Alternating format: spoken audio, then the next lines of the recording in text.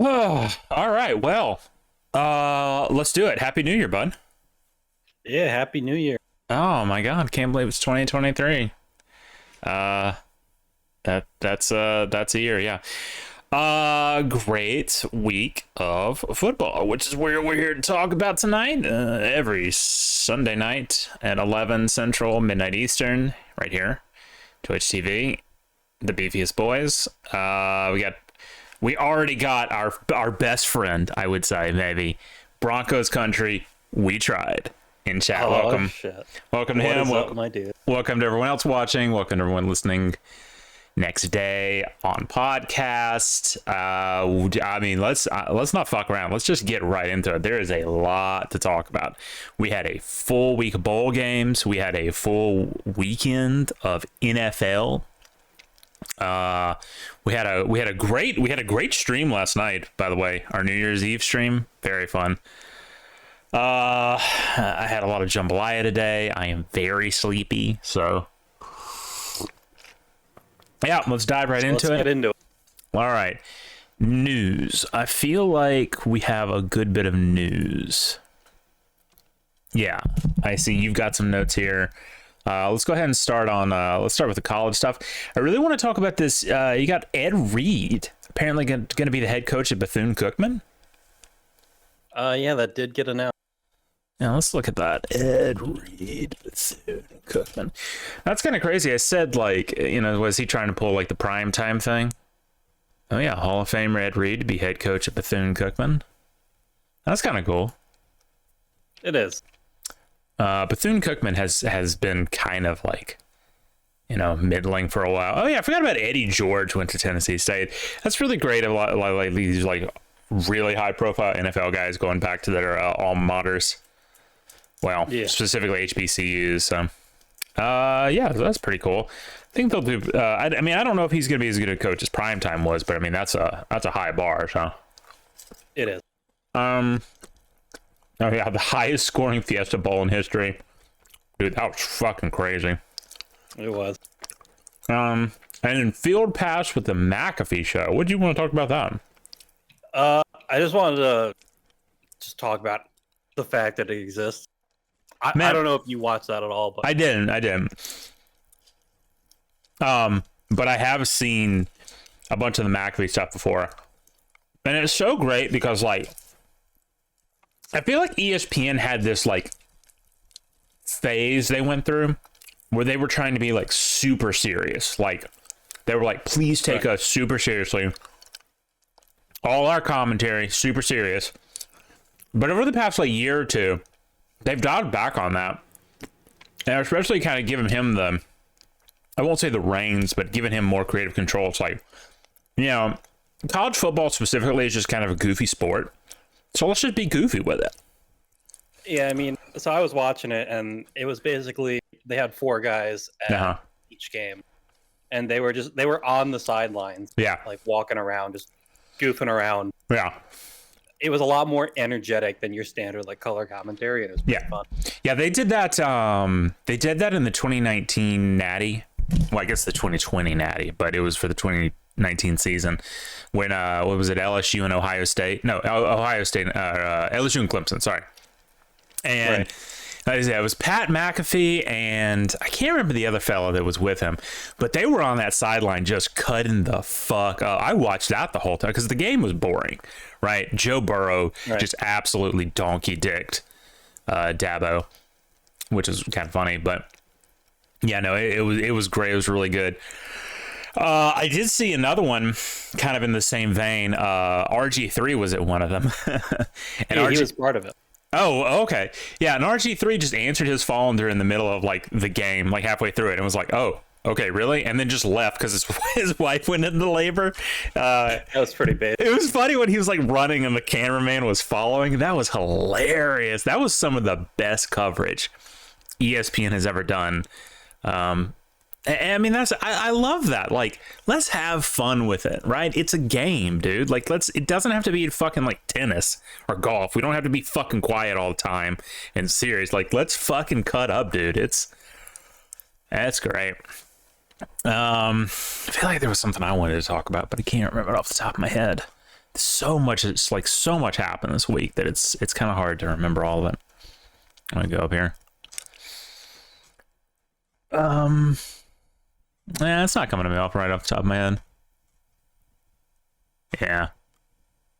Oh, yeah, I want to talk about this. Actually, you know what? No, I'll save that until we start talking about the Sugar Bowl. So let's get into the NFL news. What you want to run that down real quick? All right, sure. So earlier in the week, it was announced that Derek Carr, quarterback for the Raiders, is getting benched for the rest of the season. I mean, he's been their starting quarterback for 9 years now.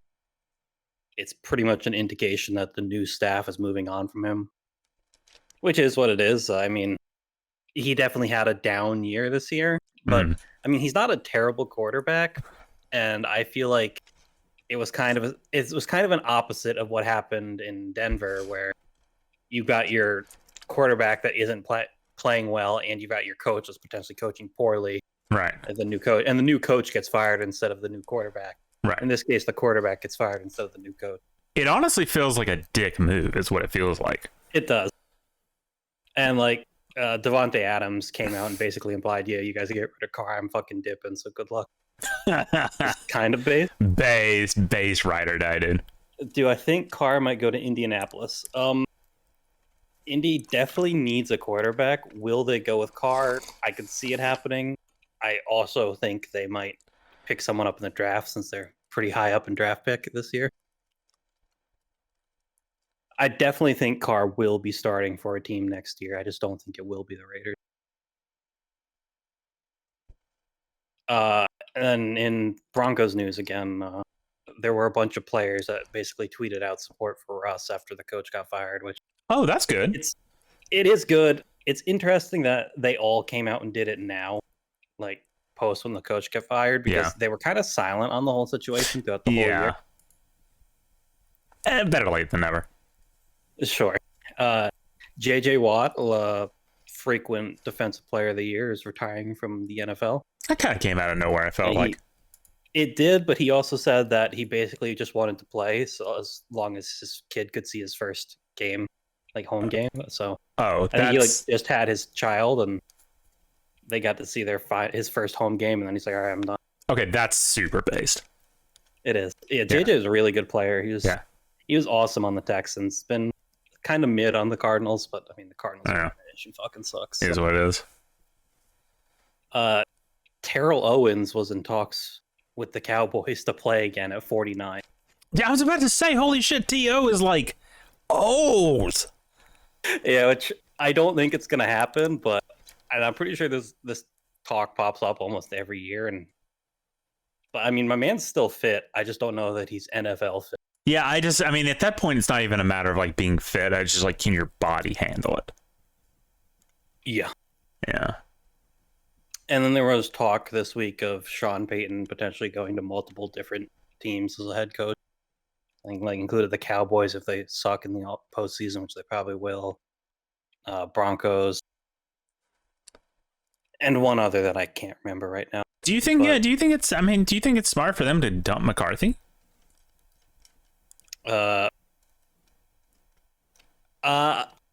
Do I think it's smart for them to dump McCarthy? Well, for one, I hate the Cowboys, so I'm a bit biased. Oh, okay, yeah, fair.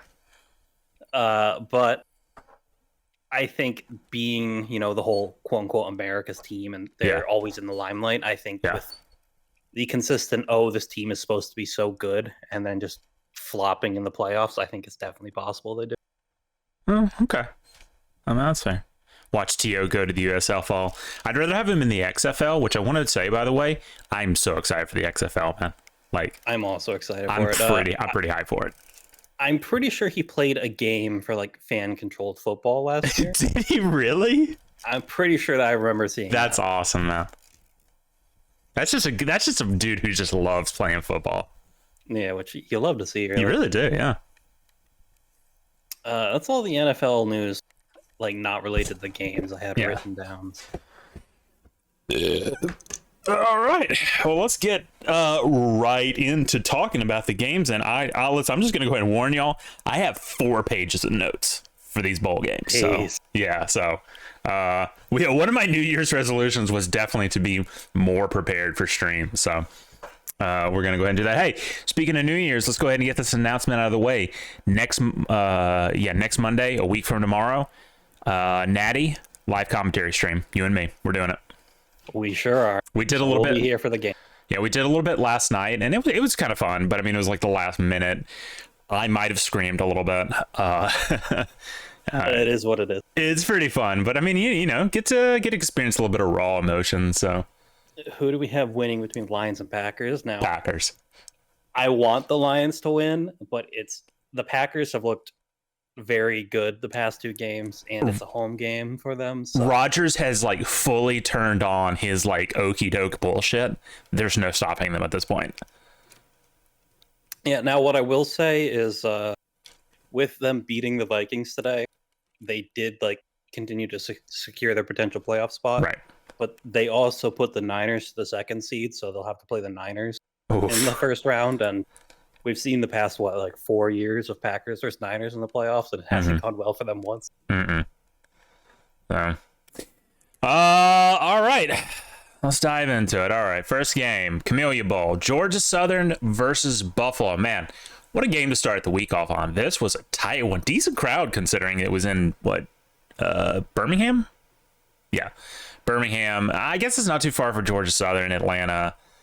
Buffalo, it's a little bit further, but I'm sure some of those Buffalo fans didn't mind having to go down to Birmingham for much warmer weather because it was a very warm week.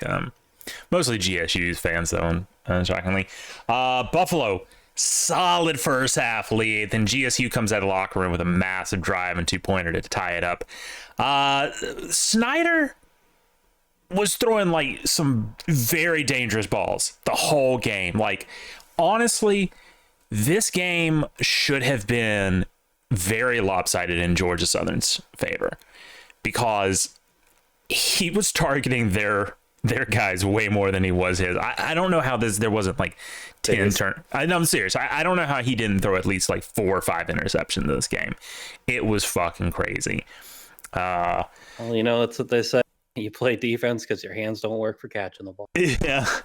Buffalo stalled that in the second half, but Strips fumble got him back in it. Snyder just straight started vaulting dudes, and you love when the white boy starts vaulting dudes. That's how you know you're winning. To be quite honest, major energy shift. But GSU mounted a goal line stand, held him to 3, kept him in it. The dropped interceptions for GSU. I mean, God, I just every time I would see one, I'm like, that should have been 6. That should have been 6. That should have been 6. It was crazy, man. It was crazy. Fourth was a terrible start for GSU with a Van Treese int. Another goal line stand, though, saved them. GSU mounted an absolute fucking march for 90 yards to get into striking distance, but too little too late. Defense gave it up the next drive for Buffalo and went into defensive formation, victory formation, and won the Camellia Bowl, held at the Crampton Bowl in Montgomery. Sorry, not Birmingham. Montgomery. It's kind of the same town. So, it was. I mean, it was what you would expect from this kind of tier of a bowl game, but for a Sun Belt and MAC team, I mean, they showed up, and it was pretty good. It was a good game. It was a good game. So, GSU's defense was really the only reason that they were like in this game at all, with 2 goal line stands, keeping them to 6 versus 14. Van Treese and Snyder just completely inconsistent. Both of them just completely inconsistent. Snyder. What did we think of the non-called targeting the final seconds of the TCU Michigan game? Oh shit. Oh. So I think it obviously was targeting. Yes. But I also think the refs decided, like, we can end it now or like end it in a play. Yeah. And it's kind of one of those things, like, I think for some refs, their like internal decision-making process is like, is this call going to be extremely controversial one way or the other? If so, do the one that puts less shit on me, right? Because if you call targeting, because that drive was a fucking disaster for Michigan. That whole drive was a disaster. Yeah. To give them the targeting call, to give them the first down, right? With what? 15 seconds left. Not or a more. lot of time. Yeah, not a lot of time, but enough time, just enough, and that changes the direction of the game. That's crazy. And like, yes, it is. It definitely was targeting, 100%. and you should 100% call 100%. it how it is. Like, you should call the rules properly. But Sure.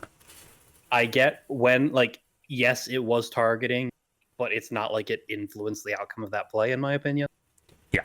Oh yeah. So, yeah, because it was a. I mean, he was already on the ground. Pretty much it. Yeah, he was already down. He was on the ground. Yeah. So, yeah. And it's also one of those things where, in my opinion, like, if he doesn't seemingly have the intent, it shouldn't be called. Which I don't think that guy had the intent. It didn't, like, because it was one of those things, like, they were just they were coming to the ground with it, and it was like, it wasn't malicious. It was targeting, yes, but at the same time, it was like, just let it stand, just let it stand. So, not too butthurt about it. Now, if I was a Michigan fan, I'd probably be livid, but I'm not. Yeah. So get fucked. All right, Sir Pro First Responder Bowl, Memphis, Utah State. Didn't watch it. It overlapped with the Georgia Southern game. It was also a fucking blowout. So, yeah. Coastal Carolina and East Carolina. I did watch this. Unfortunately, it turned into a blowout. Sad to see my chance go out on a note like this. Just another blowout by ECU. I both of these kind of middling teams this year, even though Coastal Carolina has had like a pretty decent run since 2019 or so. So to see them kind of sputter out at the end of the year was kind of disappointing. Chance just couldn't get shit going until the late third quarter, and way too little too late. The problem here was, and let's see, I suppose it was not guess. It was their other quarterback. The narrative is that he's Grayson McCall. He's looking to transfer possibly. And I did just see a headline was looking that he has exited the portal. Oh, really? He's no longer transferring. Oh, okay. Well, that's good. That's good. Because, there's been a lot, actually, specifically this week, there has been a ton of discussion about the portal. And it's honestly kind of getting a little bit out of hand. A little bit. Especially,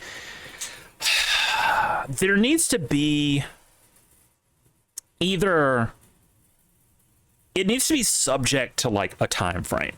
Right. So like in the NFL, there's certain time frames that you can trade people and all that.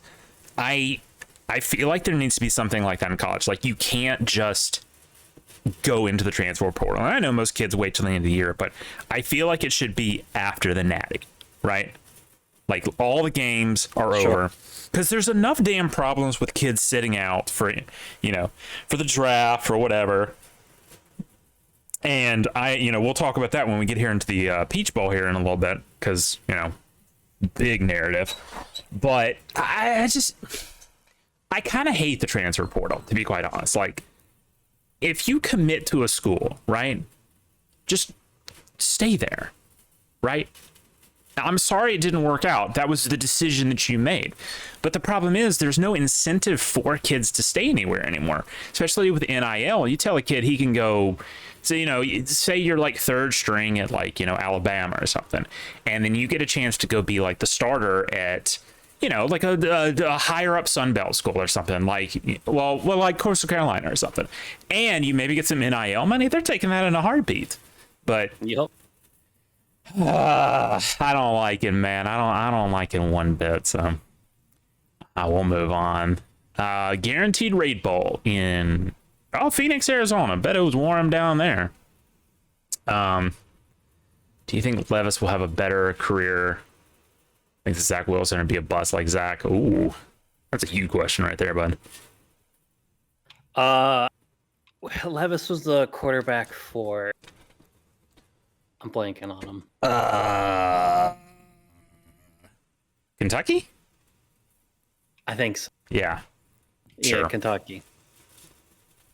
I don't know. I mean, it's if I'm being fully honest, it's pretty hard to be as much of a bust as Zach Wilson. Get his ass. Because honestly, Zach Wilson is pretty fucking bad. Yeah. One of the worst, they might say. I don't see Will Levis going super high in the draft like Wilson did. So I don't think you can be as big of a bust because he's not going to be the third or second overall pick. I can't really say whether he'll do well or not. I think I think if he gets thrown in and immediately has to start for some reason, he won't do well. But if he like spends time sitting behind like a veteran, there's always a decent chance that he can do well, in my opinion. But also Kentucky kind of sucks. So Yeah, so. Right, a guaranteed rate bowl. Wisconsin Badgers, Okie State Cowboys. Now, Wisconsin, they got their new head coach, Luke Fickell, who he was not coaching, air quotes. He was on the sidelines. He had the headset on, but he stepped aside, he stepped back. He let some of the assistants and the OCs kind of do the big play calling, which seemed to have been a smart call a little bit.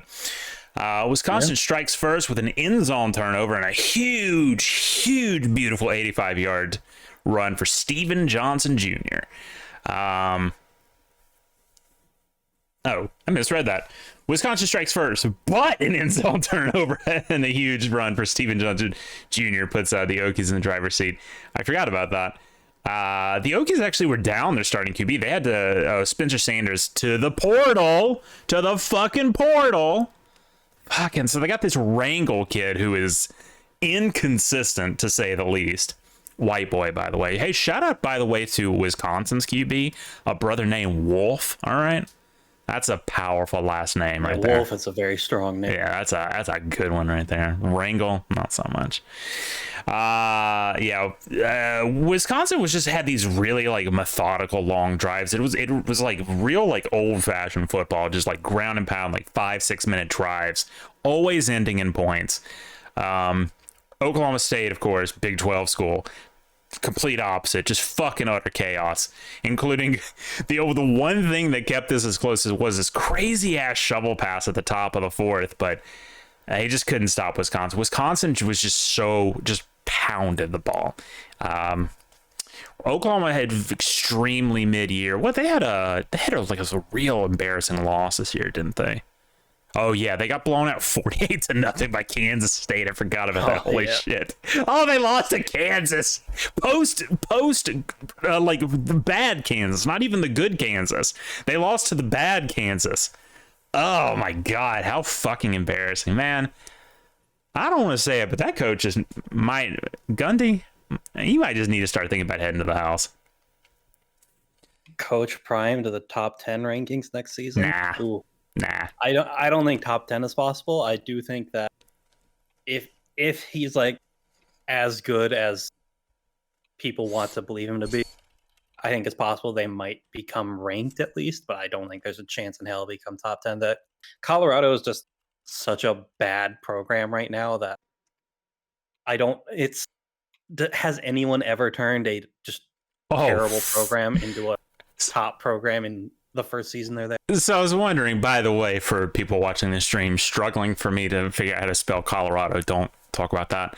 I pulled up their schedule for next year. It's not great. Their first game of the year is fucking TCU. That is rough. Who, by the way, very well could be defending national champions on that game. So, I mean, Lord will. I'm looking at the schedule. It starts rough. The middle bit is kind of easy, but then it gets hard again at the end. So TCU's an L. Nebraska's probably an L. Colorado State, Arizona State, and Arizona. That's probably wins. Stanford's probably a dub. Bruins might be a dub. So, I mean, that's possibly a 6-win season. Like, well, is Nebraska a given L, though? They were kind of dog shit this year. Oh, no, I'm saying that's no, sorry, I didn't say either way. Nebraska, it could go either way, but the TC is definitely an L. USC is probably an L. Oregon's probably an L. Washington State, and the Utes. I don't know how much talent the Utes are returning next year, so we'll see. I think the better question is, could he get them to a bowl game? And I think that's much more likely. I don't think he will, but he could. And it'd be impressive if he did, to be quite honest. So that was our Tuesday slate of games. We'll get in here to Oregon and North Carolina, and I don't have any notes on that. Did I know? Oh, here it is. No, I'm just fucking out of order because I'm an idiot. Oh yeah, I was half watching. I was watching the TTU Ole Miss game instead, which was a banger. Hey, shocker! Guess what? Bo Nix was inconsistent in this game. I know, crazy, right?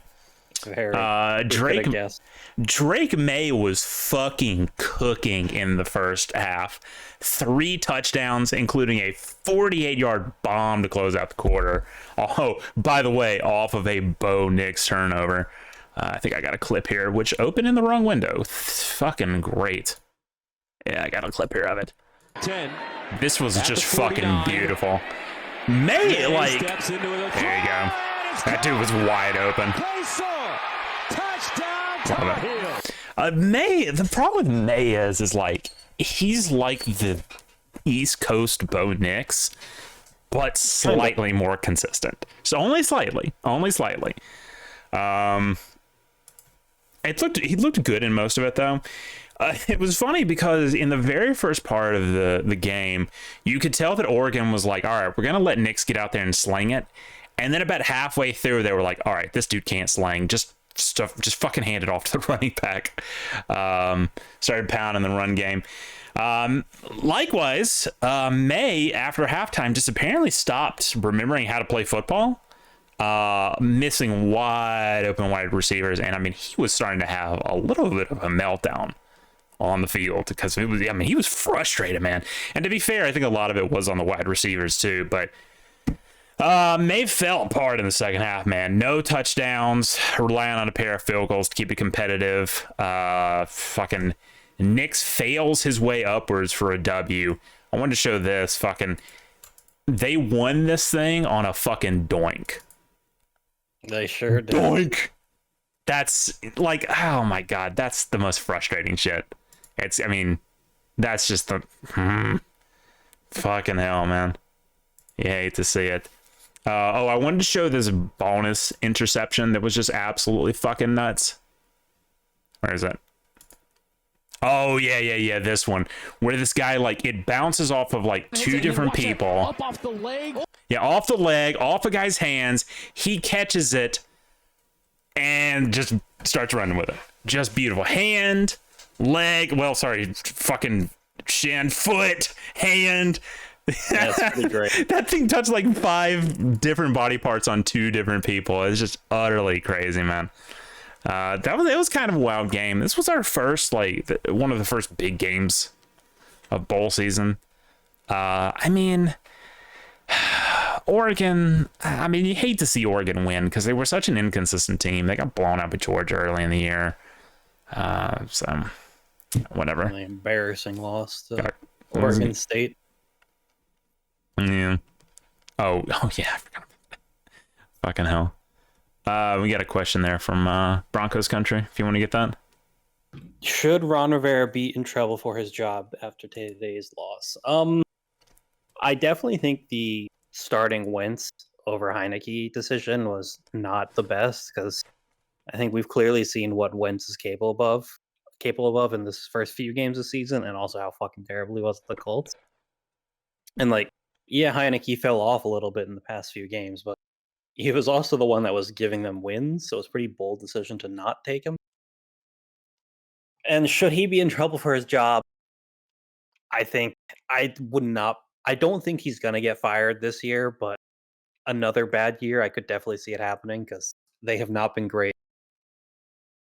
And I feel like he's kind of been living on his legacy of being good at Carolina, which in such cases we're a few years separated from that at this point.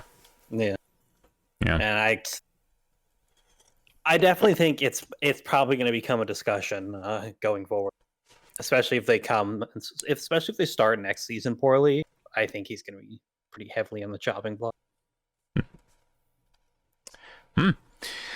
All right, Military Bowl presented by Peraton, which I thought that was Peloton at first, but Peraton is apparently a defense contractor, something very different. Duke utterly just fucking dominated this game. It wasn't even interesting. I saw Gus on the sidelines. Dude looks like he's aged like 30 years in the past couple of seasons. It's pretty rough. The paint on the Gus bus is starting to peel, if you know what I mean. Terrible outing for UCF. They're apparently going into the Big 12 next year, so this does not look good on the resume. Duke was a very underrated ACC team this year. All 4 of their losses were one-possession games. Some were just a field goal. Although, granted, it was against like bottom-of-the-barrel ACC teams, but it is what it is. Plumlee started cooking a little in the 4th. No touchdowns and an int, but huge passes. A couple of trick plays he actually started pulling off, but is what it is. Too little, too late. Gus Bus broken down. Oh man, I'm so excited to talk about this one. This one, fuck. Kansas versus Arkansas, 55-53. Dude, this one, auto's on Liberty Ball, by the way. This one went off. These games, both these teams playing for a winning record at this point. These were kind of similar teams if you think about it, right? Both teams looked really good in the first half of the season. Both teams just utterly collapsed mid-season. And then they're here playing for a winning record. This was Kansas's first bowl since 2008, so a round of applause for them. Arkansas lost 24 players going into this game. 24 to injury, to the transfer portal, to sit out, all of it. I mean, this was essentially a different fucking team. But Kansas is a shocker. Kansas defense just could not stand up to SEC team. Whole game was a mismatch outside of a few key plays. Both teams were different. Kansas was worse. Arkansas was actually a lot better. Jefferson was a lot better than he had been. But I tell you what, fucking Daniels was cooking. 37 for 55, 544 yards. Bro, 5 touchdowns, 2 interceptions. Yeah, but I mean, when you're slinging it that much statistically. So, yeah, Jefferson, for the bits he started cooking, it was mostly because of wide open receivers, but that boy can run. Love to see it. Kansas actually woke up in the last, they were losing this, and they woke up in the 4th quarter, 18 unanswered points. Capitalizing on a fumble, then a successful onside kick to tie it. That was great. You don't see a lot of successful onside kicks. Do not. No. Game was over, though, in the second overtime when Kansas failed a 2-pointer. But, hey, a targeting call gave him a second chance. That sound familiar? To force third overtime. Terrible play to end it in third overtime. Utterly confusing. Broke a bunch of records for the Liberty Bowl. OT, scoring, passing yards. Kansas looked good. This was really a game. Even it's a loss. Yeah, it was a loss. But it was a 2-point loss to a middling SEC team. And for Kansas, that's a Super Bowl, essentially. They can capitalize on this, I think. They can build on this. After a decade or two of fuck-ups, this is one to point back to and go, we were there. We can get there again. Let's do it. With a stronger defense, they easily could have won this game. Easily. I mean, Jefferson was good, but he wasn't great. I think Pittman's going to have a pretty solid future at Arkansas if he can keep this momentum going. So, and Kansas, I know it's disappointing, 6-7 season, but hey, there's always next year. And I mean, considering where you've been, it's going to take a couple of years like this to get back to where you need to be. So, yep. Do you think Bryce Young might go back to Benton? No, not a chance. No, I think especially after the Sugar Bowl, I think his draft stock is through the roof, and I think it would be foolish to go back. Mm-hmm. Kansas and Arkansas, I had that as my game of the week candidate. I think I'm going to give it to it. That was a really good game. That was really. I know some of the semis were better, but given how they ended, I'll tell you what. If Ohio State had won, that would have been my game of the week, but they didn't, so it's not. So, another big SEC matchup. By the way, I know it was one of our talking points, but the SEC fucking blew this year in balls. They did not do hot. No, they didn't. But hey, our boys did. Our boys. That's right. Excuse me. Fuck. Yeah, Texas Bowl, Texas Tech versus Ole Miss. I have a link here to tribute to Leach. Oh yeah, so they did a really good tribute to Leach. They lined up in the air raid formation, didn't snap it. What's his? I almost called him Leach. Fucking sorry, Kiffin. Kiffin denied the penalty. Love, great little tribute to him. We really miss Leach, man. It's rough, but I tell you what else was fucking rough. Both QBs looked like shit. Dart had more interceptions than he did touchdowns, 3-2. Absolutely fucking disgusting. By the end of the first quarter, both of them already had an interception between them. Big goal line stand, though, in the second by Ole Miss kept TCU from running away with it. TCU's defense was lights out against Ole Miss, who, like, historically has just run the score up. So fucking crazy. Although in their last 3 games, Bama, Arkansas, and the Egg Bowl, they've been held to just 20 points. So Kiffin kept going for it on fourth down. And honestly, I know.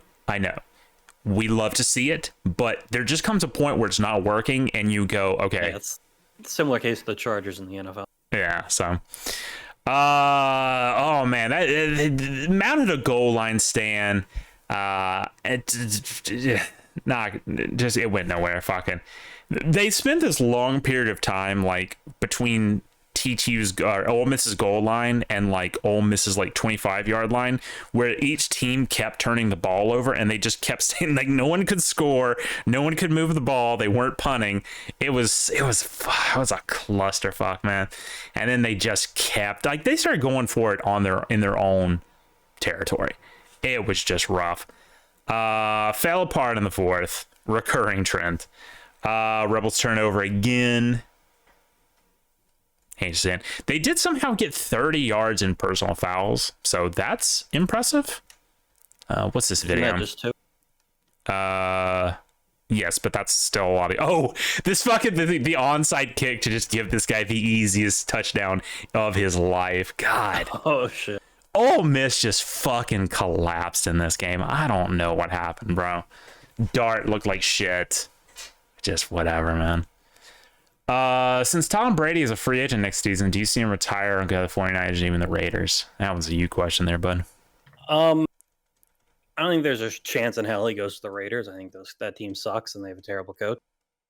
But, I mean, I guess he did have a relationship with Josh McDaniels, so it's possible. But as for the Niners, I think the Niners quarterback situation depends a lot on these playoffs, because if Brock Purdy, if they go deep in the playoffs with Brock Purdy, I think they might just commit to Brock Purdy. I mean, why not? Wouldn't even consider Brady, but Brady's definitely not playing for the Bucs next year. I can say that for sure.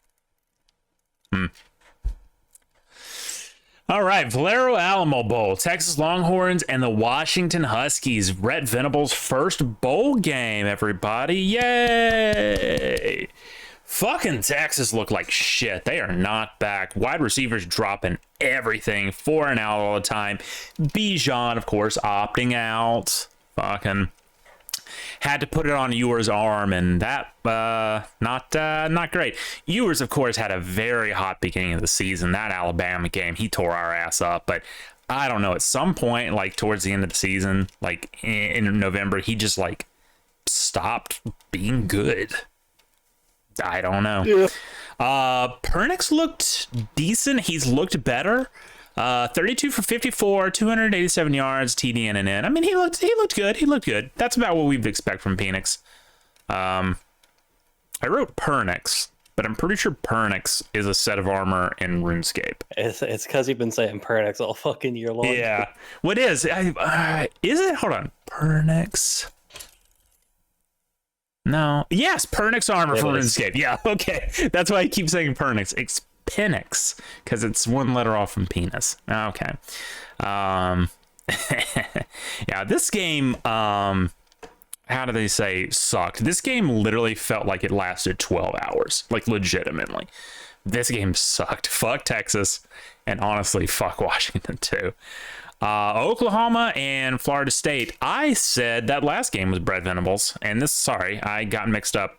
Fucking look, Texas, Oklahoma, it's essentially the same state. Let's stop pretending otherwise. All right. Sure. Oklahoma and Florida State. This is Brett Venables' first bowl game. And he lost to Mike Norvell, who, hey, we have been fans of since day fucking one of the season. Day one. I mean, we called it with that Duquesne game, which, you know, if you can't beat Duquesne, you might need to, you know, just quit. Huge comeback year for the Noles. Mike Norvell is just working some fucking magic down there, man. You love to see it. Big task for Brett Venables in his first year as an HC after a disappointing 6-6 and a blowout. What was it, like 55-0 in the Red River rivalry? 49-0. Sorry. Oh man, they got like shit kicked out by TCU too, and Kansas State. Oh yeah, hate to see it.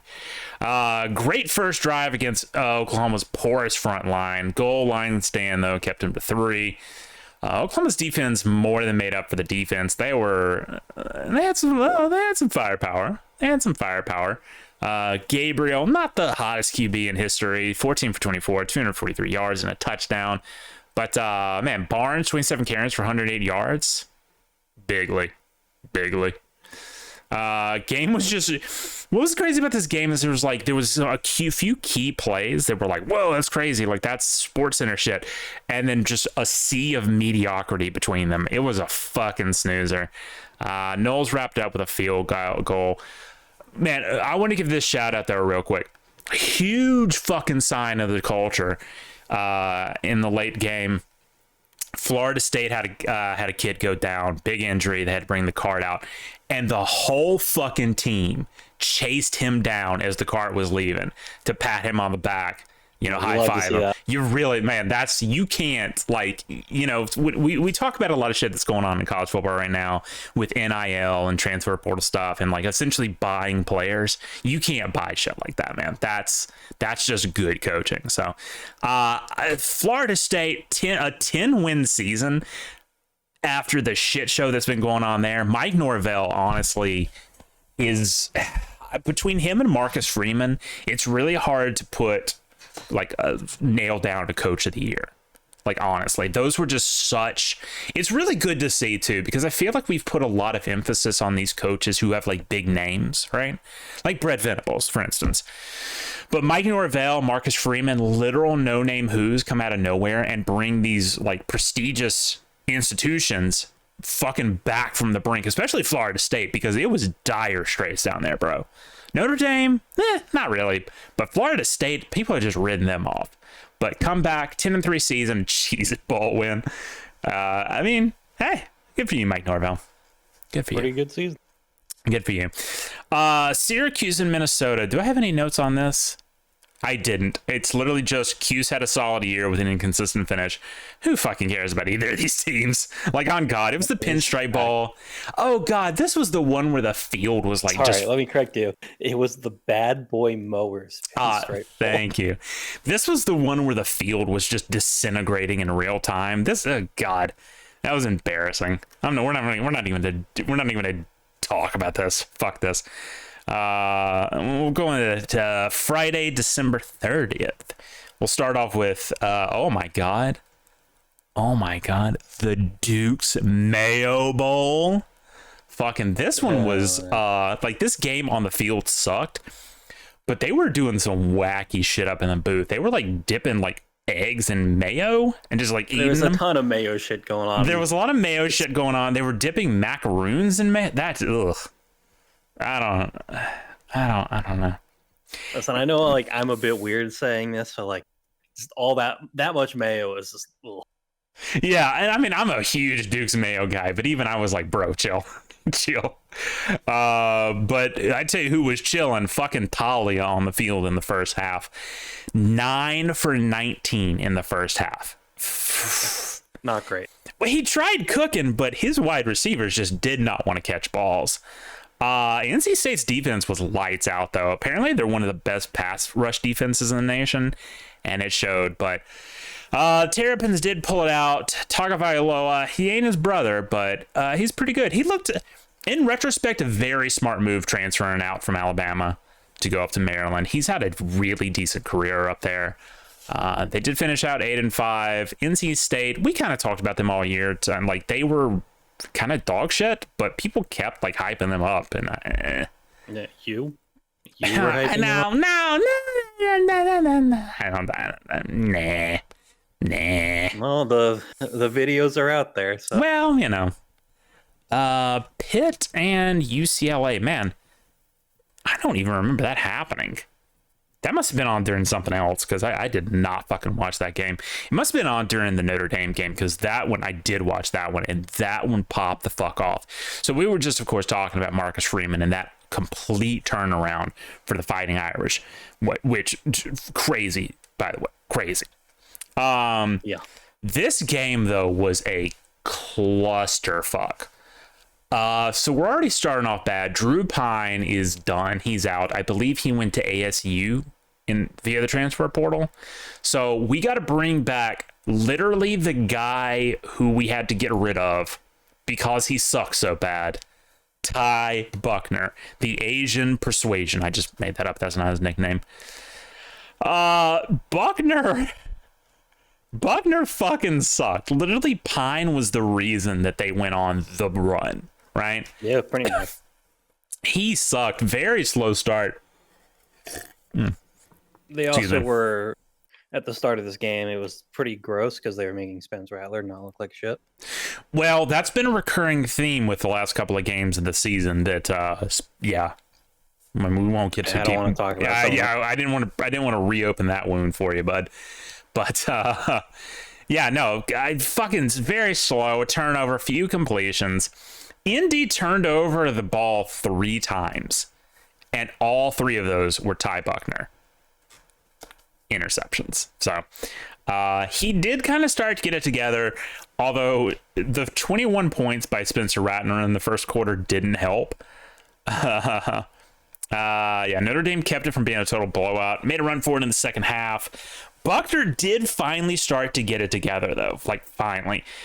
Big yards, TDs in the touchout second half. 3, in fact. So, Notre Dame's defense kept him in it, but they could not stop Rattler until the last drive when they just decided, okay, never mind. Let's just keep this kid from scoring.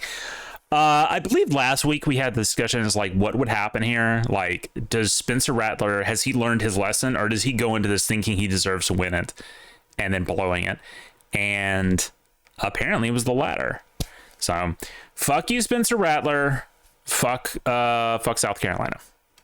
Yeah, pretty much. Ohio, Wyoming. I didn't watch that. It was the problem with this Friday is there was like a couple of games in like the same time slots, and it would have been like a good game, and then there was another one on that wasn't as good. So yeah, they staggered them very oddly. Yeah, but what I did watch was this one: Capital One Orange Bowl, Hard Rock Stadium, Miami Gardens, Florida. The Tennessee Volunteers versus the Clemson Tigers. This was a ball game, man. This was a ball. You were down on it a little bit. Well, yeah, because I mean, out a lot of offensive and defensive starters. Clemson had, the whole big, here's Klubnik's debut game. Ukulele out, of course. He's gone to Oregon State. Yeah, I thought it would be bad for us, but apparently Clemson fucking sucked. No, Klubnik was fucking terrible. He was slinging it, but nobody was catching it, except apparently Tennessee players. Milton looked really great, considering how many like key influential players y'all were down. Like, this was a great game. Tennessee at no point was in trouble. Like, they beat the dog shit out of Clemson. Yeah, the first quarter was a bit rough because like we had the one good touchdown drive and we punted a bunch, and it especially rough because Clemson kept marching down the field, but then they kept fucking missing field goals. So I was like, yeah, they left 12 points on the field because of that. Yeah, their first drive they attempted a fake field goal and like attempted to just run it, and they failed that. Mm-hmm. And then their next 3 drives they missed field goals. So you could see Dabo on the sidelines just getting pissed. But he was still coaching them up, so you love to see that, I guess. All right. Saturday, New Year's Eve, the big one. Iowa, Kentucky play. God damn it, fucking Kentucky, dude. We just gotta have a new rule. Kentucky's not allowed to be hyped up. All right, can we agree on that? So pretty much. And all the points this game were in the second quarter, and 2 of the touchdowns were pick sixes. I'm so glad I didn't watch this game. What a fucking garbage game. Fuck both these teams. Fuck Kirk fans. Like it was on during the TCU Michigan game. Yeah. So like, who the fuck's gonna watch? Which I mean, no, it was. I guess it was on during the Bama game. I don't know. Again, they were staggered. It was in the bad weirdly, times. so, yeah. Speaking of though, fucking Alabama Crimson Tide versus the Kansas State Wildcats in the All-State Sugar Bowl. We talked about this game last week. As soon as it came out that Bryce and what's his name were coming back, and that a bunch of those kids had transferred out, I was just like, we're winning. Like there's just I don't even have no doubt in my mind.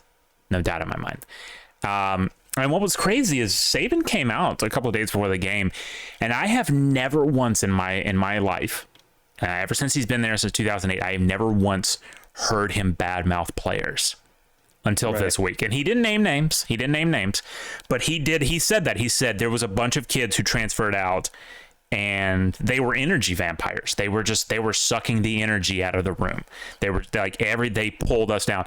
If this team that played this game had been the team that played all year, we would be talking about the Alabama national championship coming up, and I don't believe anyone in this country could have beat this team. All right, so I also think part of it, as we were discussing this during the game, is not only just the energy vampires or whatever you want to call them, but it was also just a completely different discipline level. Yeah. Because all year long, like, Bama was just getting shitty penalties that were just basically either killing drives or extending drives to the other team. Yeah. And they had maybe 2-3 flags on them in this game total. Yeah, and like it was just a little ticky-tacky shit. And considering like how close this team was to being undefeated, like this team is 4 points away from being undefeated. That's it. And there were walk-off field goals at the end of games. That's it. I've said it once and I'll say it 10,000 more times. The fact that Bryce is going to leave Tuscaloosa without a ring is the greatest travesty in Alabama football history, bar none. Like there's nothing even remotely close. It's so sad. This goes into what I was going to talk about early in the top of the news. Clinton Dix, of course, has retired. He retired to Packers. He's come down to Tuscaloosa to take on a player development role. Saban is very serious about the future. He's very, very serious about rebuilding the culture in Tuscaloosa. And you love to see it because there has been a little bit of talk about him maybe retiring, like maybe he doesn't have it anymore. Some people, some 2-bit podcast hosts may have even at some points in the season said maybe he should retire. I mean, we're not going to name names, certainly, but some people have said that.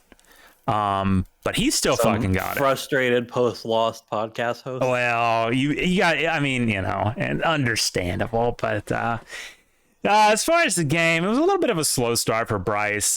Kansas State wasn't great, but they did get up 10-zip against us for a while. Bryce finally got us on the board. Bunch of turnovers, man. Fucking Howard threw 2 ints just directly fucking to an Alabama players. It was crazy. We're fully back on form, man. It's so great. Next year, if this culture holds up, especially with all the kids we got coming in, if this culture holds up, if he can learn those lessons about these energy vampires, air quotes, this team never loses a game. I honestly, God, don't believe it. Do you play us next year? I don't. I'm starting to lose my voice. Let's check. What is our schedule for next year? Oh, it doesn't go there. Let's see. 2023 FBS Alabama schedule. Yeah, we do. Well, of course, we play y'all every year. It's the third Saturday in October. Whatever. Yeah, fucking idiot. All right. Well, you're definitely gonna lose at least one. Well, And then except not. naturally 2, because you're gonna lose to us and lose to us again at least at the latest in the Natty. Okay. Well, that's bold, but man, that early schedule is there's a couple of cupcakes in there. Texas Longhorns in Tuscaloosa is going to be an interesting game, though. But Middle Tennessee, UCF Bulls. Wild that we got to play the two Mississippi teams back to back. But we got TAMU at College Station. Fucking not worried about that. But yeah. No, I mean, it's going to be, there's going to be some, learning curves next year, obviously, because we got a bunch of new kids coming in, replacing a whole bunch of people. But Saban's done it before. If he can hold the culture together, I don't think anyone stops it. So anyway, enough about that. Let's get into the semifinals. All right, Verbo Fiesta Bowl. Fiesta Bowl. TCU Horned Frogs, Michigan Wolverines. Now, I came into this thinking TCU was going to get the shit kicked out of them, honestly. I think everyone did. But honestly, they kind of showed us. They ran through Michigan in the first half. I mean, it was a totally different... It is very funny. Like, you look at the points here, 14... 21 points for TCU in the first quarter, Michigan just 6. But then you come out in the fucking just the third quarter itself, 44 points between the two teams. Holy shit. This game touchdowns very fast. This game popped the fuck off. Duggan and McCarthy were slinging, they were cooking, they were whatever words you want to use to describe it.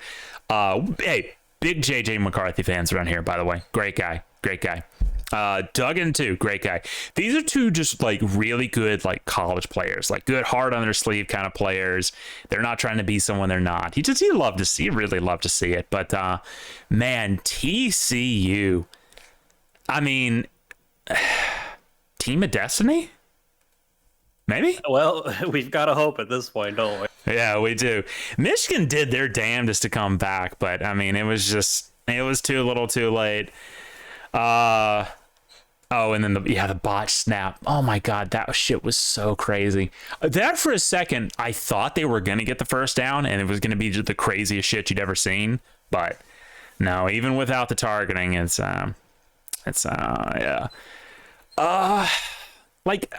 feel like this was a good year for Michigan. I know people are probably going to use this specifically as an example to shit on Harbaugh, but I don't think you should. Like, this was a hell of a game. This was an all-time classic game, right? Yeah. Michigan has a lot to build on. And keep in mind, I mean, they had a good bit of turnover. Like, their fucking, like, number one running back was hurt a lot of the time. Why was he not playing this? Didn't play in this. He was still hurt. Still hurt, yeah. So, with a lot of personnel turnover and stuff, it was a pretty impressive run. TCU, though, man, I'm just fucking team of destiny, dude. I hope to God. I will say they have one loss, and that was to K-State, who we blew the fuck out. So I'm just saying. Yeah, you know how it is when it's in conference games. I understand. I'm just saying. Okay? Sure, well, you should have hit that field goal and not missed and let us Okay, well, that's just uncalled for. So, all right. Oh, God, fucking. But true. I don't want to talk about this. Oh, we gotta. The CFP semifinal at the Chick-fil-A Peach Bowl.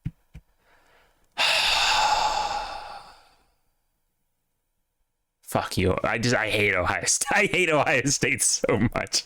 You made me cheer for you, and then you fucking lose. I'm telling you, man. You know, you're talking about this, I think, going into the fourth quarter when they were up 38-24. That like, oh, they're gonna blow it. It's gonna be Big Ten blow it. Yeah. It's gonna be Georgia pulling their fucking African totems they stole from Auburn. Yeah. And lo and behold, fucking CJ Stroud did look good in this game, though.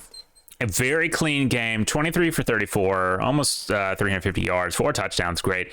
Bennett looked a lot sloppier than he usually did. Like, I don't think Bennett's a good quarterback. Like, I don't either. He improved in the going into the second half and whatnot, but to start this game, he looked like absolute dog shit. Yeah, no, I don't know. Fuck him. Fuck him. Indeed. And so I think what really turned the tide here is when Marvin Harrison Jr. got knocked out and couldn't play anymore. Because he was destroying the Georgia defense, like wide ass open all the time, just shredding them. And then he took a blow to the head, got knocked out, dropped a touchdown pass in the process of getting knocked out. And then they lost. And that's why I'm feeling good about, and we won't get too deep into it because that's a next week conversation, but that is why I'm feeling good about the Natty, because I think Duggan can absolutely fucking shred their defense. I agree. And I'll expand on it a little bit next week after I've done my research and my homework. But I'm going to say this. I feel like this Natty game could easily be like a 60-60 affair. Just an absolute score fest. Now, I will say, with the result of these semifinals, it has come that my prediction of TCU Georgia did happen. Did you actually predict that? I did. I said I wanted it to be TCU Georgia because I wanted the Big Ten to fully embarrass themselves, which they did. And then I wanted TCU to beat Georgia just for that was the best. Which they really result in my book. Oh, okay. Which they really did, because if you think about it, so 2 Big Ten teams make it. Oh wow, the Big Ten. We're gonna have the game rematch in the Natty. No, both Big Ten teams lost in the most embarrassing outside of a blowout. They lost in the most embarrassing fashion possible. Michigan on the botch snap, final play, and then Ohio State on the shanked field goal at the end. Like, it couldn't. You're right. Like, I hate Georgia. I really don't want to see them win, but if it had to happen, I'm really glad that it happened to Ohio State, because fuck both these teams. Please shut up about the Big Ten forever. They are a subpar conference that nobody cares about. Fuck off forever. So God, this is, the words about to come out of my mouth are just the most depressing shit I'm ever going to say in my life. Tomorrow is the last bowl games. Really, ReliaQuest Bowl, Mississippi State and Illinois. Will Rodgers, who shout out still does not have a headshot on ESPN.com. It's so base. it's just whatever, man. I'm feeling State on that. They're gonna be playing for Mike Leach. You're gonna love to see it.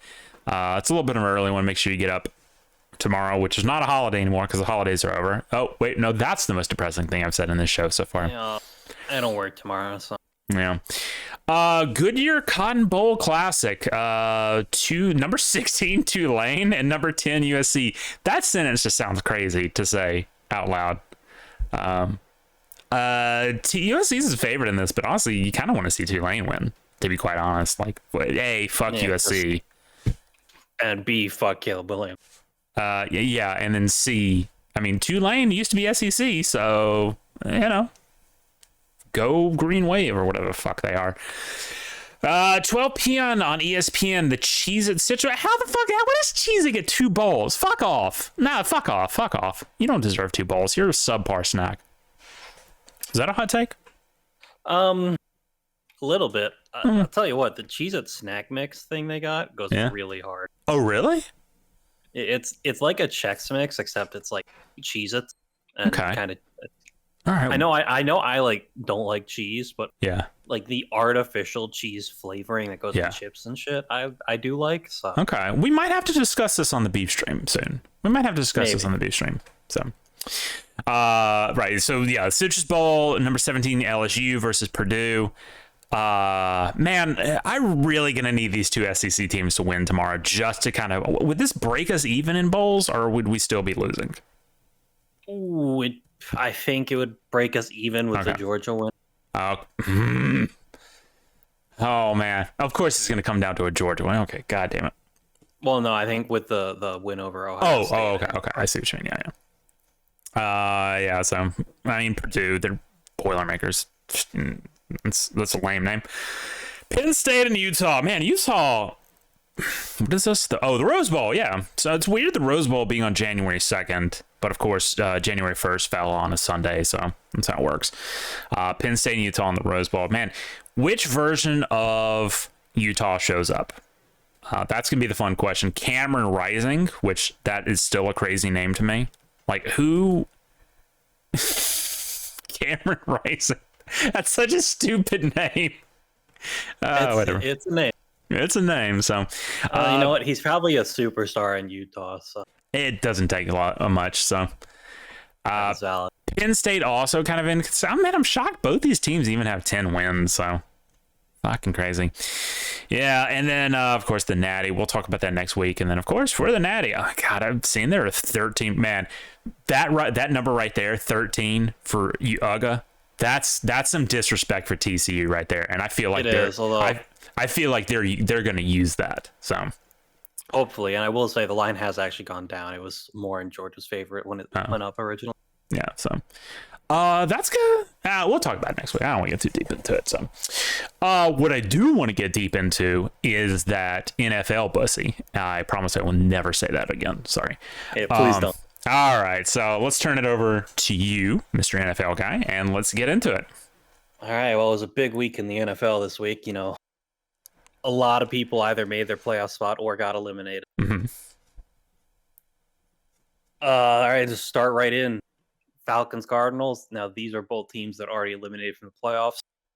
The Cardinals are on their fourth quarterback of the season, fucking David Bloch out of Purdue. Wait, what? Blah? David Blah. That's literally his name. Right? David Blah. By the way, he's 27. This dude looks 38. Yeah. That's rough, man. What happened to Colt McCoy? I think he's hurt. What happened to Trace McSorley? Also hurt. What the fuck is going on with their strength and conditioning? Yeah. Oh, that's rough. They all wanted to go play Call of Duty. I don't know, bro. I don't blame them. And this was a pretty close game. The Falcons won on a walk-off field goal. Dude, these Desmond Ritter stats are the most depressing shit I've seen. Desmond Ritter kind of sucks. 19 for 26, 169 yards. No touchdowns, no ends. This, like, you could have literally put, like, someone watching the game in that same position. I really don't think it would have been much different. Yeah, I think he also like, dropped multiple snaps as well. Oh my god. Lord. Yeah. Yeah, those teams suck. This was a garbage bowl. The Falcons lost, or the Cardinals lost, but in the end they won because they're getting a higher draft pick. Yeah. The Lions fucking destroyed the Bears. Good really lord, didn't they? Man, the Lions, like, you know, we're talking about TCU in the NFL, in college being a team of destiny. The Lions are all kind of starting to look like a team of destiny a little bit. Yeah, they are. Unfortunately, their loss to Carolina last week kind of fucked them over in that regards. Because so to make the playoffs, they have to beat Green Bay the next week, which good fucking luck. We already discussed that a little bit, and then they also have to rely on the Seahawks losing. So it is a bit out of their hands on whether they make it or not, because if the Seahawks win, they're automatically eliminated. Man, Goff looked really good in this, but I was talking about Desmond Ritter stats being so depressing. Justin Fields, my dude. I mean, hold on. Let's be fair. His rushing stats look pretty decent. 10 carries for 132 yards, but I mean, that's who he is. Justin Fields is a great running back. He's a great running quarterback. Awful passer. 7 for 21 for 75.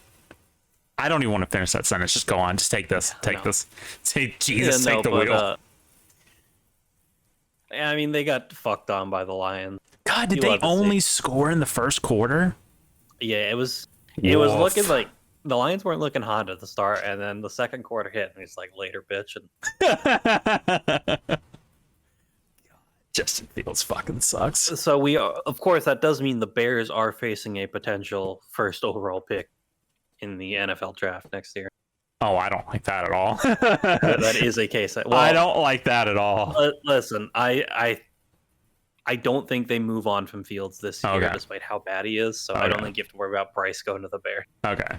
No, I have to worry about Bryce going to the Texans. Even worse. You do, which, I mean, even if the Texans are number 2, he's still pretty. I feel like Bryce to the Texans is all but confirmed, my dude. Yeah, I'm aware. Thank you. Broncos Chiefs. Broncos actually came close in this game. They did. You do love to see it, considering all the hate they've gotten. Their coach just got fired. Well, I tell you what, Wilson just looking in his stats. I mean, it looks like he's starting to kind of put it back together. Yeah, it does. Maybe it So was like that. Maybe it was that coach. Listen, there's a lot of bad coaching going on, Yeah, and in a lot of cases, the players get blamed for it. that's true. I will say the big highlight from this game for me was it was played in Chiefs Stadium, and at one point the fans were chanting MVP, MVP after some Mahomes play, and then the very next play he goes and throws a pick. So I kind of love to see that. Get fucked. Yeah, but the Broncos are 4-12, and they're gonna get a new head coach, maybe Sean Payton. Who fuck knows? So Dolphins, of course, out Tua. He's still got the fucking concussion, which that's a pretty messed up situation. Did we talk about that last? Yeah, we talked about that last show. Mac Jones, though, pretty decent. 203 yards, 2 touchdowns. They secure the dub. Do they have a playoff spot? Man, they're currently the 7th seed, which means I believe if they win on they play the Bills next week. So woof. There's still a chance of the Pats making the playoffs. There's a chance for the Pats or the Dolphins to make the playoffs, but it's a bunch of scuffed situations. Sure. It's good to see Matt cooking a little though.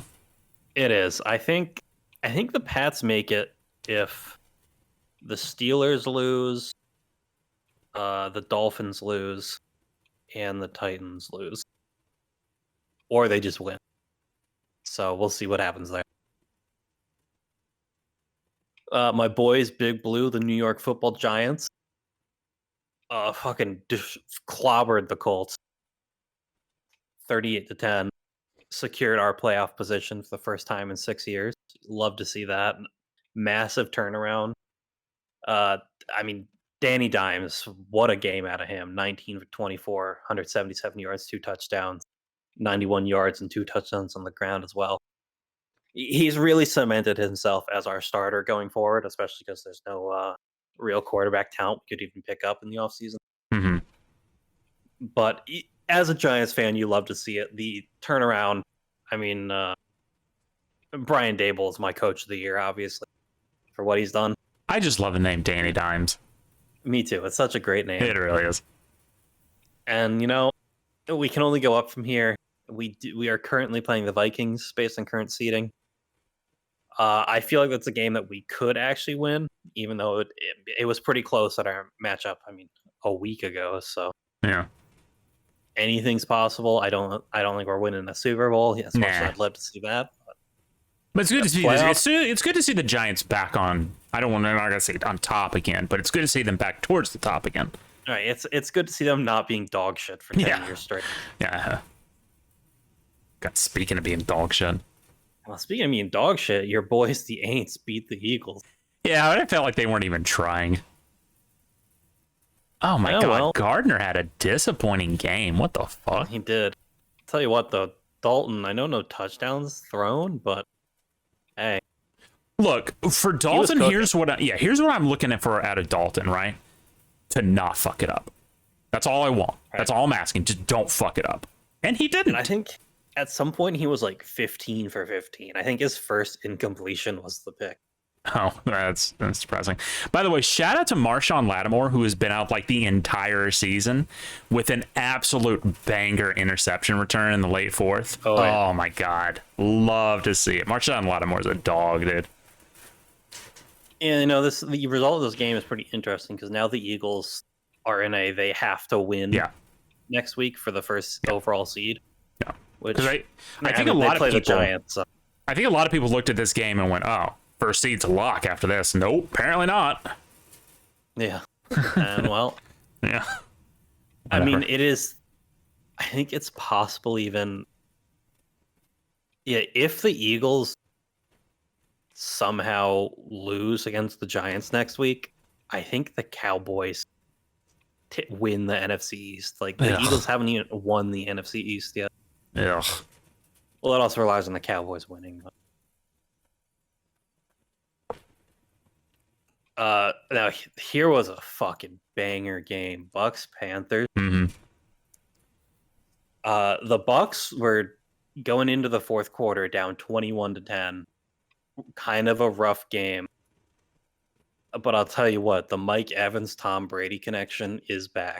Oh, you love to see it. You do. Now this Good was, of Lord, course, the 10 game receptions for 207 yards? Right? Oh, that's nasty. And 3 tuds. That's nasty. Yeah, of course, Mike Evans did hit his 9th straight 1,000-yard receiving season. Jeez. It's a lot. You know, it's funny because people they shit on Tom Brady and the Bucks a little bit this year for being garbage, but like they're 8-8, right? They got the Falcons next week, which is, I'm not going to say it's an automatic dub, but well, they've already won the division. So sure. But I'm just saying, like, as far as like raw numbers go, like, they're probably going to win that. So 9-8 to finish out the regular season. They're not 9-8 otherwise without Tom Brady. So no, not at all. No, they're like, they might be winless. Like, yeah, it's been a down season for them, but at the same time, Brady's like second in the league in passing yards and like fucking 432 yards today. And to be fair, tons of injuries. They had a lot of players out at different points of the season. And to be even fair, Tom Brady's like personal life did kind of like completely fall apart in the middle of the season. So, cut my brother some slack. So, but I'll tell you what, great time to rekindle the Brady to Evans fucking fire, because when better when you're going into the playoffs. Seriously. Man, 207 yards receiving is fucking a lot. That's nuts. Browns beat the Commanders. Shocker. I think this was mostly on Carson Wentz throwing 3 picks. Jesus Christ. So, they chose to bench Heineke for that. So that's the Commanders for you. What's going on here with this Sean Watson? What are these numbers? Listen, no, I think we talked about this a bit last week, where I think this is, he was out of football for essentially 2 years, but I think this is Kevin Stefanski being a terrible coach that plays to his offense and doesn't play around his players. I mean, he wasn't doing a lot, but I mean, when he did it. 9 for 18, 169 yards, but the 3 touchdowns is the crazy number there. It's like, dude, you did nothing, but apparently when you did it, you did it. So that's nuts. I mean, good for him. Yeah, I mean, he's got, his 5 years of fully guaranteed money. So. Oh, yeah. So. Our boys, the Jaguars, dog walked the Texans. Love to see it. T-Law did end up getting pulled out early because they didn't need his services anymore. Mm-hmm. So, that's always nice. Mm-hmm. The Texans suck.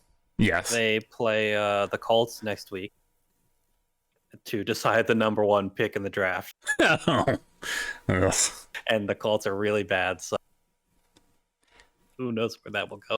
But the Jaguars, they do remain, they're 8-8, they're even. That's a pretty big improvement considering they had the number 1 pick the past 2 years. And if they win next week, they make the playoff. This Niners-Raiders game was kind of wild. Oh, that was a high-scoring affair. Oh, it is. I see a name that I don't like seeing. Jarrett Stidham. Out of Auburn. Oh, I hate him so much. Well, this game did go to overtime. It went to overtime because the Niners actually missed a field goal as the game ended. And then, ironically, they won off a field goal in overtime, so good for them. Of course, this game was coming off the whole they benched Derek Carr for Stidham, which, in the case of this game, considering how good the Niners defense usually is, like, it makes it seem like a good idea, and it would really made me think now. So Jarrett Stidham was on the Patriots for 2 years. I think the 2 years prior to this one, actually. And then the Patriots OC, Josh McDaniels, comes to the Raiders. Was there a bit of long con going on here to make the Raiders look like shit so his boy Jarrett Stidham could be the starter going forward? Who knows? I'm just throwing that out in the air. It's certainly possible. I've heard of crazier shit. Same. But the Niners win. They move up to the 2 seed. with the Vikings loss, which I guess we'll get in that shortly, just because Jesus Christ, that was a game. Seahawks eliminated the Jets from the playoffs. You'd love to see that. And I think the Seahawks still have a chance at the playoffs themselves, so that's something. And then Vikings Packers. I mean, good lord, man. It's like, what the fuck happened to the Vikings? Kind of a collapse a little bit. It really was. Well, and I said it at the top of the show, a little bit like let's not discount Aaron Rodgers turning on the fucking okey doke up to 11. Because I said it. I've said it endlessly. I've talked about it endlessly. Like, he has this weird power that he chose not to invoke until like the fucking very end of the season, where he can just do this thing where he gets up and like talks to a sideline reporter and just flashes a little smile and a wink and goes, relax, it's fine. And then just everything falls into place. Yeah, at the early season, he was depressed. Like, I don't know if his fucking like peyote dealer like ghosted him or whatever, or I don't know what the fuck happened, right? But it looked like he was ready to go to the house. It looked like he was ready to go fucking, binge watch some Jeopardy. I don't know what. But come December, he went, let's hit him with a little bit of the old fucking, Cal Berkeley okey doke. And the fucking Team of Destiny bullshit. Here we come. Yeah, I mean, so the Vikings, I believe, got stopped on the 1 yard line 3 or 4 times in this game. Which, oof. Yes. That's a certified oof moment. 105-yard kickoff return touchdown for the Packers. Can't be having that. 75-yard pick six for the Packers. Can't be having that.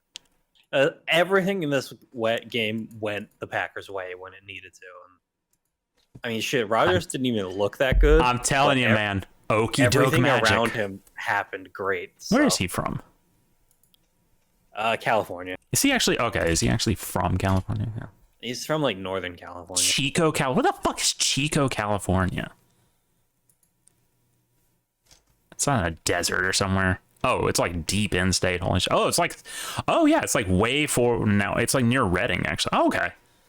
Yeah, Northern California. Yeah, dude, there is some okey doke up there, man. So it's a little bit of the old, puff okey doke, but yeah. I mean, I guess that's where he gets it from, right? So yeah, it is what it is.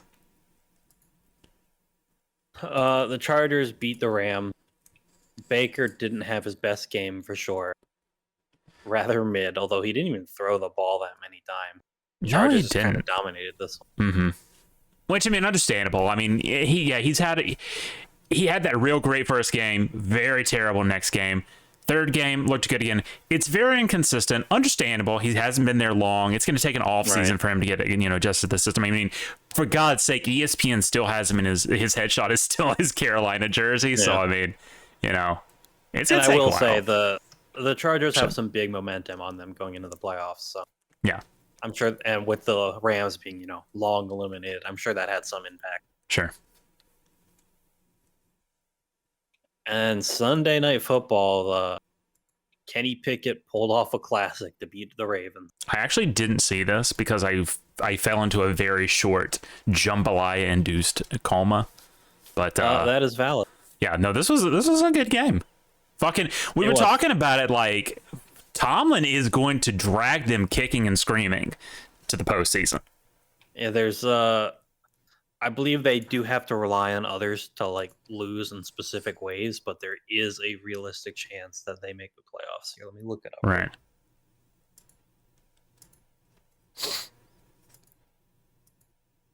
All right, so what the Steelers need to make the playoffs is they have to beat the Browns. Very doable. The Bills have to beat the Pats, very doable. And then the hard thing for them is the Jets have to beat the Dolphins, which is definitely it's hard, but at the same time, like I think the Dolphins are once again on their third string quarterback. So oh my God. Definitely possible. Jesus. There is a very real scenario that the Steelers sneak into the playoffs. Mike Tomlin has another winning season that makes the playoffs, despite all odds. But you kind of love to see. A little bit, yeah. But yeah, Najee Harris, your boy at Alabama, 10-yard pass from Kenny Pickett to take the lead with under a minute remaining in the game. Low scoring game, which these NFC North or AFC North matchups usually are, but Sure. a good one. And then tomorrow night, very large game, a lot of things in the line for the first overall seed in the AFC. Bills, Bengals. Bills are a 1.5 point favorite. This game is likely going to be very, very good. Is there a Manning cast for this? I believe the Manning casts are over, unfortunately. Oh well. Yeah. But I mean, who doesn't want to see Burrow against Allen? That's going to be a great game. No, that's gonna be an all-time classic. Now for next week, there's only been 2 games that have their specific time slot announced. Because they got a lot to figure out in terms of making it interesting for playoff situations. Right. But so for Saturday, we've got 2 games: Chiefs, Raiders. That's kind of a who cares game. Nothing really on the line there. And then Saturday night, Titans, Jaguars to determine the AFC South winner. Right. Go Jaguars. They're actually a 7-point favorite. What? That's kind of crazy. Yeah.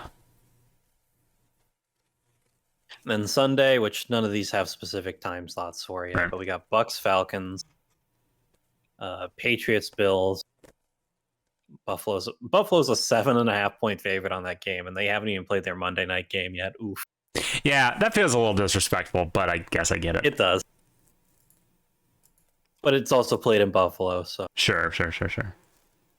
Vikings, Bears, Ravens, Bengals, Chargers, Broncos, and Lions, Packers, another game. Both of those teams need to win to make the playoff. Texans, Colts, it's kind of a battle for if the Texans have the 1 or 2 pick there. Jets, Dolphins. Dolphins got to win to be in. They got to win and rely on the Pats losing. Panthers, Saints, both those teams are out. Giants, Eagles. Eagles got to win to get the number 1 seed. Browns, Steelers. Like we said, Steelers won. We might see that winning season Steelers. Cardinals, Niners, Rams, Seahawks, and Cowboys, Commanders. So see, then the teams that don't have a secure playoff spot but still have a chance. Jaguars and Titans, because they still have to decide the AFC South. Patriots, Dolphins, and Steelers. That's for the AFC. And there's 1 spot left in the NFC, and it could go to the Seahawks, Lions, or Packers. And that's the NFL this week. Oh man, pretty good game. Yeah, big weekend coming up. I'm sad, but of course it would be NFL exclusive. No. God. Yeah, I mean, it's last week for college, last week in the NFL regular season. Yeah, it's rough. We're running low on football. We really are, man. I was just talking about it, and the thing is, because big holidays, guy, right? Holidays are over, and it's real rough that the holidays and football end at the same time. Yeah. It's real depression hours, but we have wild card, we have playoff, and then hey, once it's all over, XFL, baby. And then USFL. So lots coming up to look forward to. It's going to be fun. It's going to be great. It's going to be fine. Gonna pull a little, Aaron Rodgers okey doke here. Relax. It's going to be fine. So good show, bud. Good show, man. Those semifinal games, man. Those fucked me up. God, fuck it. Fantastic game. That was fun watching it. That was fun watching it together and commentating that Ohio State Georgia game. I wish it had ended differently. Hopefully the Natty does. Like we said, we will be doing that. We'll talk about that a little bit more next week when we preview that game. But it's gonna be weird the week after that. The show. It's gonna be weird because it's there's no college talk. We'll be done talking about college. So anyway, all right. Well, hey, let's get the fuck out of here. Sure thing. All right. Say goodbye, Suck. Goodbye.